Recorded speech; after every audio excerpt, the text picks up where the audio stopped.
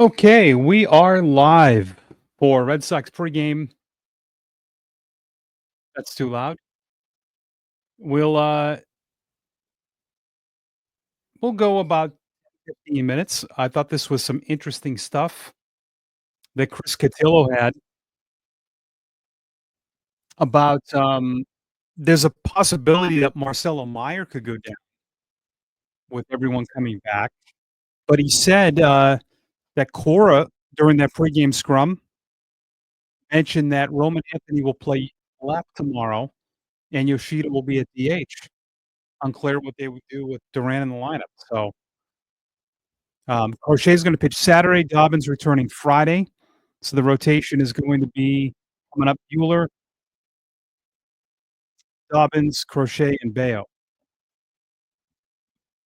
for the Tampa Bay series. So who's tomorrow?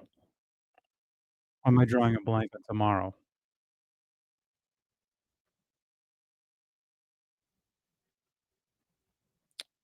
Oh, who is tomorrow then? Giolito. There we go. Right? Tonight it's Bayo, tomorrow it is Giolito. All right, Red Sox, Rockies, Red Sox. Hey, listen, people are just gonna continue to be negative and,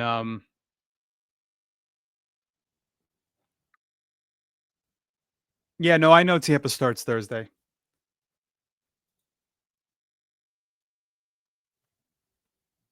I was wondering who's pitching tomorrow for that series finale. It's Giolito, yep. Um, People are, being negative about who the Red Sox are playing right now. Well, I mean, the good teams beat the bad teams, and last year the Red Sox didn't. They lost 2 of 3 to Colorado, so I'll still take 2 of 3. I mean, I know everyone thinks it should be a sweep, but this isn't little league, it's the big leagues. Uh, Still gotta go out and execute. I think the Rockies actually have a pretty good lineup for a team with 21 wins. I mean, their pitching is horrendous, but I like Freeman. I mean, Hunter Goodman is a really good catcher. I mean, their top 4 or 5 aren't bad, for a team with 21 wins. Pitching is brutal. The Red Sox will lead off Nate Eaton again. This is a 4th straight, 5th straight game. So they've Eaton, they're doing that the Wonder Twins lineup. So Eaton at 3rd, the Wonder Twins are Romy and Refsnyder. Romy's at 2nd, Anthony's in right, Refsnyder DHs, Story at short, Rafael in center, Duran in left, batting 7th, Toro at first, Wong catches. So it's interesting with when the beat writers hint at something, they know something's going on. So I hope, like, people understand that they don't just come up with things. Like, they getting a heads up, the fact that they're and they admitted this, there's been some internal discussion that Meyer could benefit from playing regularly at Worcester, yeah. I mean, he has struggled against lefties. Um, but then so if everything works out when Bregman and Yoshida are back, I don't see where that interrupts the second base play. Uh, I guess they don't feel confident that Meyer could even play against righties, right? So, like, if or they're confident in David Hamilton playing every day. Once Bregman comes back, the plan was Meyer was gonna go to second, but that doesn't look like it. So we'll see. There could be other moves. There could be other moves. Um, this is a great problem to have. I know it's causing a lot of anger with fans, and I still the podcast I do, Yoshida's playing tomorrow. Alex Cora told the media, Yoshida is DHing tomorrow, and Anthony's playing left. I am surprised that Cora told the media that. I don't think I've ever heard of a manager announcing that the day before. I find that interesting, right? I mean, you might just say Yoshida's DHing tomorrow, but he specifically said, this is from Chris Cotillo, manager speaks before every game, every big league manager does. They tweet out the quotes. Cora says Roman Anthony will likely play left tomorrow with Yoshida at DH. And Chris says unclear what they do with Durant in the lineup. I think that's really weird. I'm not criticizing Cora on that. And, I just it's interesting. It's really interesting that he announced that.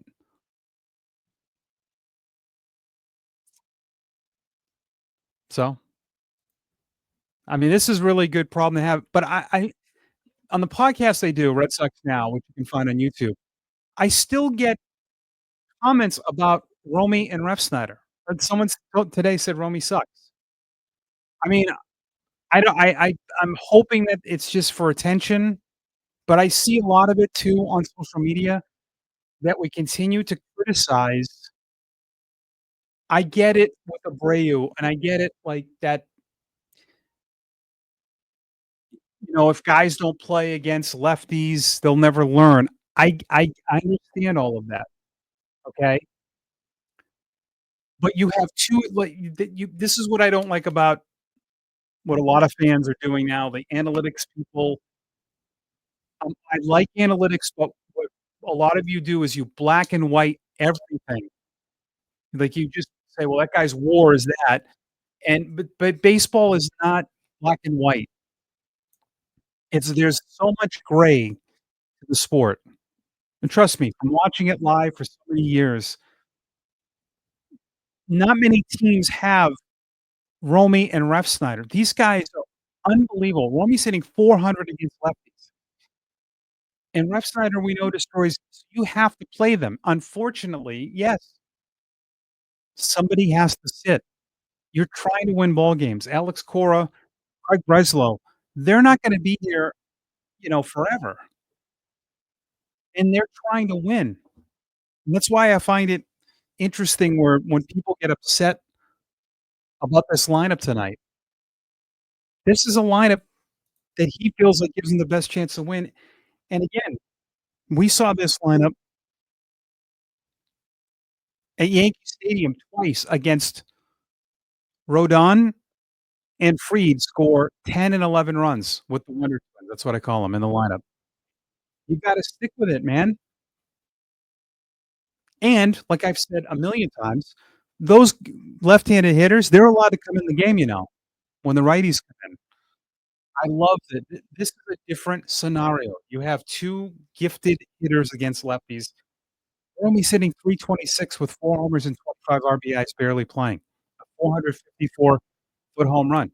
He keeps hitting every time he faces lefties, so I'm okay with it. There's live pregame conference on radio only, right? Um, I don't think so. Like, Cora will talk on EEI. He does that once in a while, but those pregame scrums are not on the radio, I don't believe. But the beat writers, they quote everything. It's great. Yeah, I mean, flexibility in the lineups. I mean, it's it's fantastic. And I get Story's get a chance for 2020 season, and Rafaela has a chance for that. So you're able to move guys up. Rockies have Freeman and Wright. He's good. Saw him playing the minors. Hunter Goodman, who I like catching. Mickey Moniak, who the Angels released, is having a really good year. He's the 18. Jordan Beck in left, a good player. Michael Toglia at first, good power hitter. Ryan McMahon, a lot of home runs. Third baseman, saw him play in the minors. Brent Doyle is in center. Good emerging young star. They hope. Orlando Arce at second, and Ryan Ritter is the shortstop for the Rockies, who have 21 wins. The Red Sox, listen, you can say it, as much as you want about this year. They are one of 7 teams in the American League over 500. For sure, you can criticize some of the moves they made. Cleveland is 7 under. Baltimore is 9 under. A lot of teams are not playing great. I think it's the balanced schedule too. Over the National League, you get 9 teams over, so 16 of the teams, half the league is under, and you're one of them above water. This is I've talked about this stretch. A 16-game stretch before the break where you have 13 at home would decide a lot about this club. They go 5 and 11 during that stretch, they're probably sellers, right? If they have, like, 2 wins right now, they just collapse this week, and they're 7 games out. They could be right where Cleveland is. Instead, you get 6 more, you can win 4 of those. I'd take that, wouldn't you? 52 and 44. So how many games we got left? We got 6 left? 52 and 44? That'd be pretty no, no, no. I'm looking at Seattle. 51 and 47. 2 weeks ago, you would pray for that. First half MVP, that's a good one.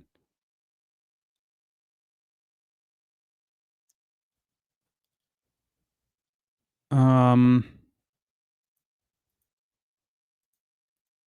First half MVP. Jeez.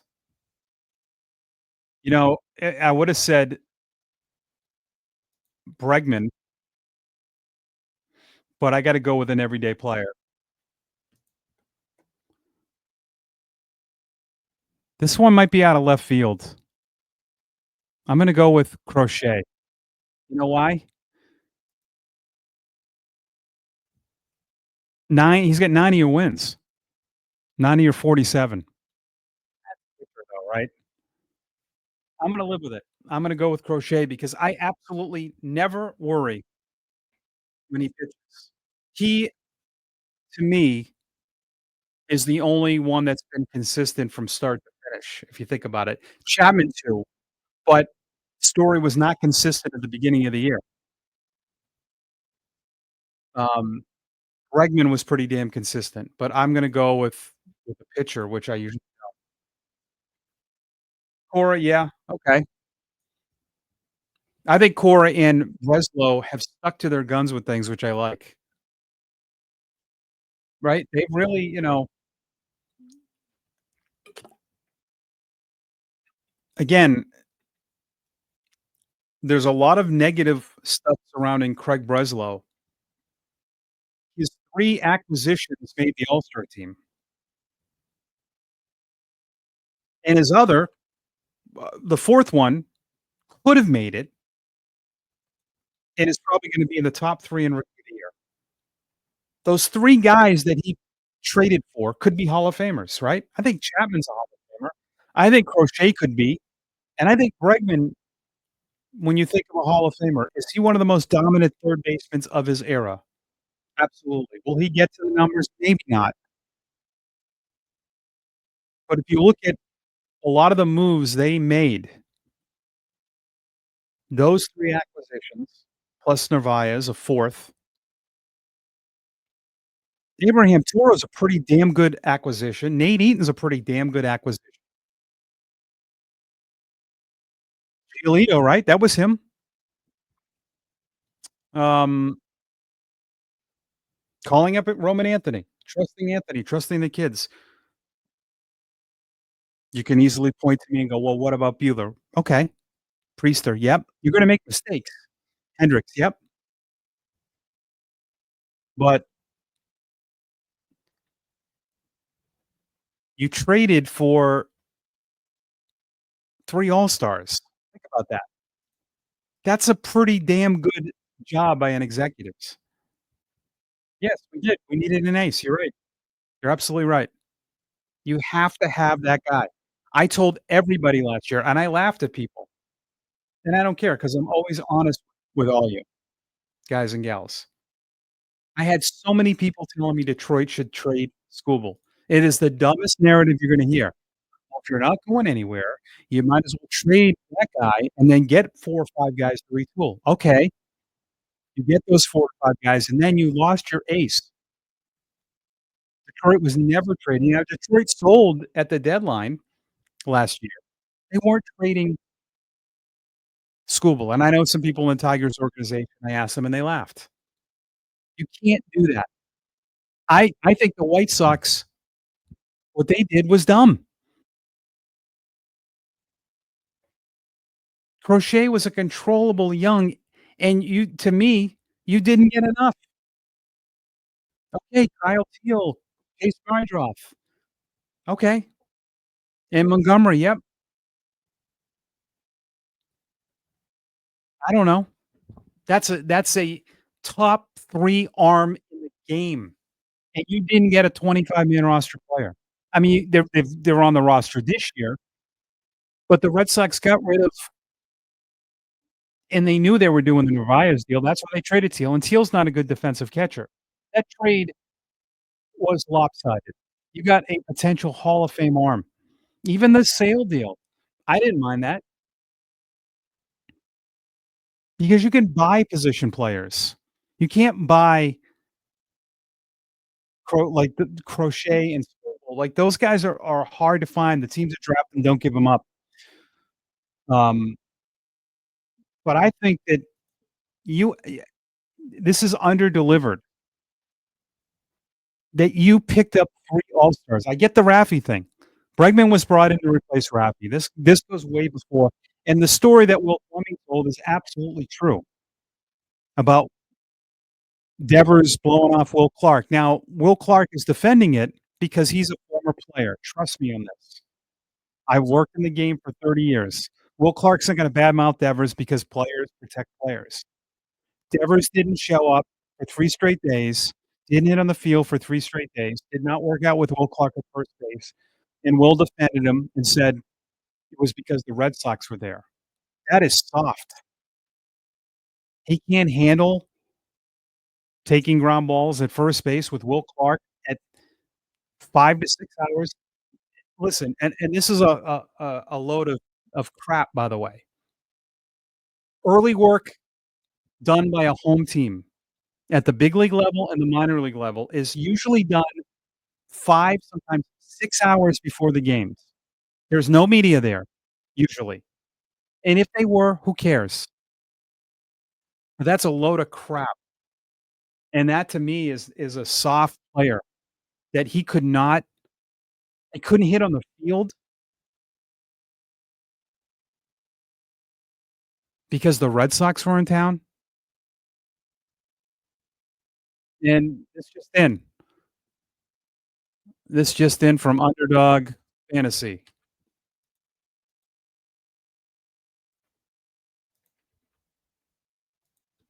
Devers won't debut. It's breaking news. Back tightness. I mean, is this true? Are the Giants doing this? Like, this stuff with him is a I am so relieved that he's outta here. I really am, and I kinda wasn't at first, but all of this crap with him, I mean, this is the problem with spending sometimes. You give all that money and what I mean, it's like, "Okay, what are you gonna do? Get rid of me? Can't get rid of me." Now the Giants have to live with that. You have to live with that money and that contract. That's the problem. Alex Bregman has been hurt for 7 weeks.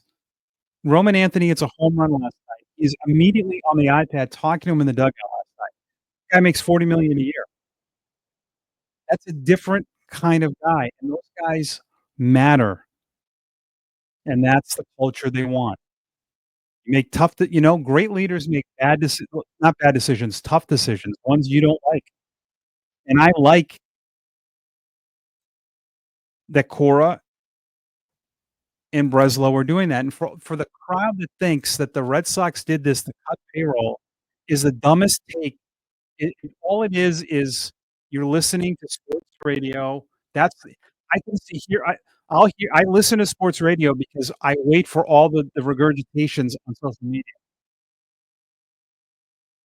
So, all of a sudden, John Henry wanted out of Rafael Devers. This is what people believe. So they created the narrative to get rid of his contract.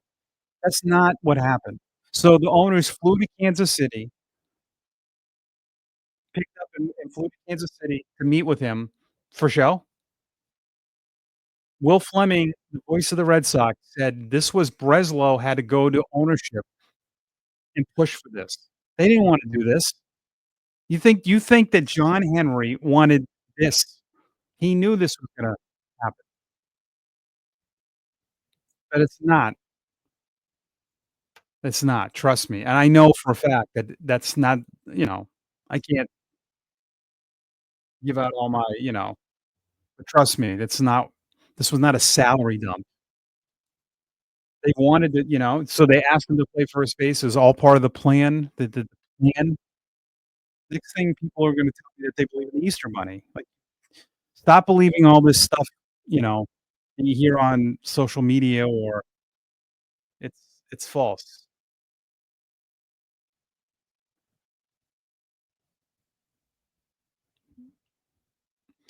Alright, we're gonna the Red Sox start in 7 minutes. I know. You're right, I was just gonna say this. I think this is, I don't know. The fact that the Giants are doing this is weird. Enjoy the game. We'll talk about it tomorrow. Red Sox starting alright, we're almost 25 minutes. We'll do it, we'll do it again. Have a good night, everybody.